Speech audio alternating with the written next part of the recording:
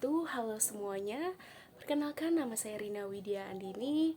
Saya merupakan salah satu mahasiswi dari Universitas Pancasakti Bekasi.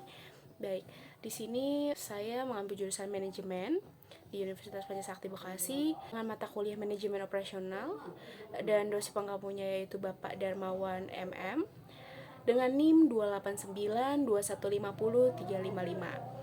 Baik, saya di sini akan membahas sedikit mengenai soal yang diberikan oleh dosen pengampu saya, yaitu apa saja kegiatan manajemen operasional dan berikan contoh aktivitas nyata terhadap penerapan yang harus dilakukan manajemen operasional suatu perusahaan yang kalian ketahui dengan disebutkan contoh nama bisnis atau perusahaannya, atau bisa di sektor apa saja, baik barang ataupun jasa. Menurut pendapat saya dan yang saya ketahui ya, manajemen operasional ini kan adalah bentuk pengelolaan secara menyeluruh dan optimal pada masalah tenaga kerja, barang seperti mesin, peralatan, bahan-bahan mentah, atau produk apa saja yang sekiranya ini bisa dijadikan sebuah produk barang dan jasa yang biasa dijual belikan gitu ya. Nah, sesuai dengan definisinya sendiri, manajemen yang berasal dari kata manage yang berarti mengatur penggunaan. Nah, jika disandingkan dengan kata operasional, artinya adalah pengaturan atau pengaturan pada masalah produksi atau operasional baik dalam bidang barang atau jasa. Kemudian selanjutnya ini secara definisi ya. Nah, kalau secara definisi ini manajemen operasional juga sebagai penanggung jawab nih. Penanggung jawab dalam sebuah organisasi bisnis yang mengurusi persoalan produksi. Nah, baik dalam bidang barang ataupun jasa. Oke, kita ambil contoh di sini perusahaan susu sapi. Jadi, perusahaan susu sapi saat ini sangat banyak sekali kasus-kasus tentang gizi buruk di negeri kita. Nah, daerah-daerah yang terpencil dan masih jauh dari jangkauan pemerintah sangat banyak yang mengalami kasus tersebut. Nah, untuk itu kami ingin memberikan suatu inovasi baru tentang pembuatan susu segar gitu ya. Yang salah satunya ini adalah upaya untuk mencegah dan mengurangi adanya kasus gizi buruk ya di negara kita tentunya. Nah, kemudian kami juga memiliki ide nih. Ide ini terbukti bahwa kebutuhan gizi di Indonesia ini masih kurang. Kemudian terbukti dengan adanya kasus-kasus gizi buruk di Indonesia, kami beranggapan bahwa langkah ini sangat tepat untuk sebuah pengembangan usaha kami. Nah, dengan menawarkan produk yang baik dan dengan harga yang sangat terjangkau untuk mendapatkan suatu simbiosis mutualisme. Dalam usaha industri peternakan ini, kita dapat memiliki beberapa manfaat lain, yaitu penggunaan kotoran sapi yang nantinya ini bisa digunakan untuk pupuk kompos sebagai bahan industri tanaman hortikultural.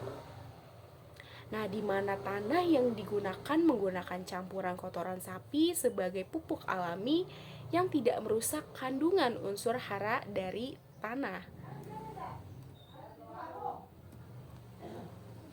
Kemudian untuk beberapa strategi yang kami gunakan di sini adalah yang pertama itu ada perencanaan. Nah, untuk perencanaan ini produksi pupuk kompos dan produksi susu sapi segar. Ya, untuk perencanaan itu ada produksi pupuk kompos dan produksi susu sapi segar. Kemudian ada strategi. Nah, strateginya itu di sini yang pertama pembelian sapi dengan harga miring dan memilih sapi yang terbaik dengan harga yang murah. Nah, yang kedua dapat memberikan harga yang sesuai nih bagi masyarakat gitu ya. Dan yang ketiga memberikan pelayanan yang terbaik kepada masyarakatnya tentunya, karena pelayanan ini sangat penting dan sangat berpengaruh besar. Kemudian yang keempat, pembuatan pupuk kompos dengan memanfaatkan limbah kotoran peternakan sapi. Yang kelima, pemasaran kepada produk hidroponik dan hortikultural sebagai perusahaan yang sangat membutuhkan pupuk kompos. Yang keenam, penyuluhan terhadap petani untuk menggunakan bahan alami sehingga tidak merusak tanah dengan adanya bahan kimia begitu.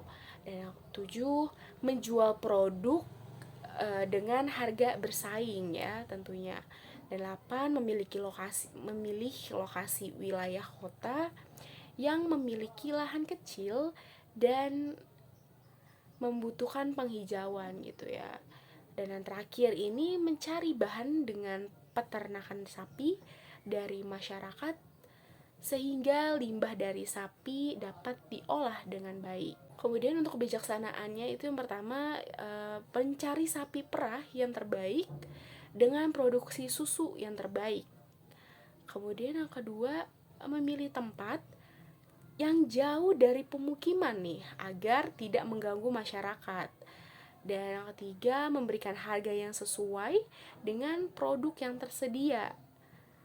Dan yang keempat, mempromosikan dengan penyuluhan terhadap masyarakat tentang pentingnya produk tanaman organik, yang dimana produk organik ini lebih laku untuk menuju pasar internasional gitu. Kemudian ada program kerja nih. Nah, yang pertama itu program kerjanya yang pertama ya, mengumpulkan anggota untuk mempersiapkan pendirian badan usaha. Ya, kemudian yang kedua ini merekrut dan mempersiapkan susunan organisasi dan pemilihan kepengurusan. Yang ketiga, mempersiapkan tugas yang dilakukan untuk pendirian badan usaha dan setoran awal sebagai modal awal perusahaan. Yang keempat, mempersiapkan surat-surat dan izin untuk pendirian badan usaha. Dan yang kelima, mendirikan peternakan sapi perah untuk mendapatkan bahan baku susu dan pupuk kompos. Yang keenam, membeli mesin untuk pengolahan susu sapi dan pengolahan pupuk kompos.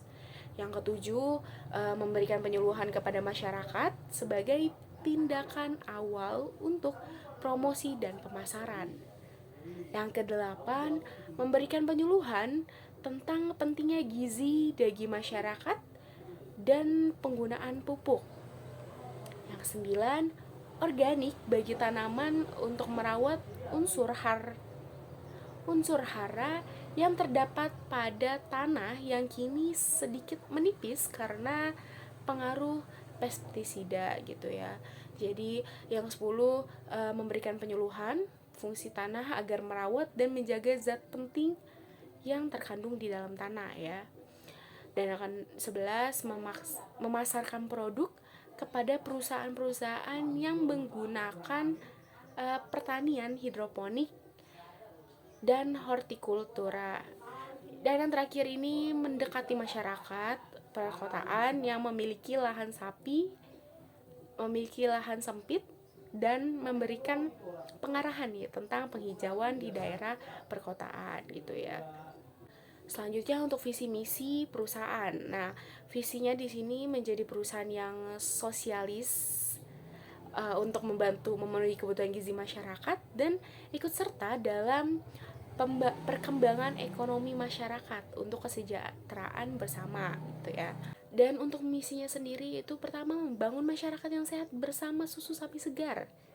Yang kedua, memenuhi gizi masyarakat dengan konsumsi susu sapi segar. Yang ketiga, mengembalikan unsur-unsur hara dan zat lain di dalam tanah dengan olahan pupuk kompos, olahan susu sapi segar. Dan yang terakhir, mengembangkan penanaman menggunakan teknik hortikultural untuk menjaga tingkat unsur hara pada tanaman dan membangun penghijauan di daerah perkotaan. Baik, untuk penjelasannya segitu saja dari saya, kurang lebihnya mohon maaf. Jika kalian punya pendapat dan komentar lain, bisa banget nih tulis di kolom komentar ya. Jangan lupa like, comment, subscribe, dan share ke teman-teman kalian. Bye bye.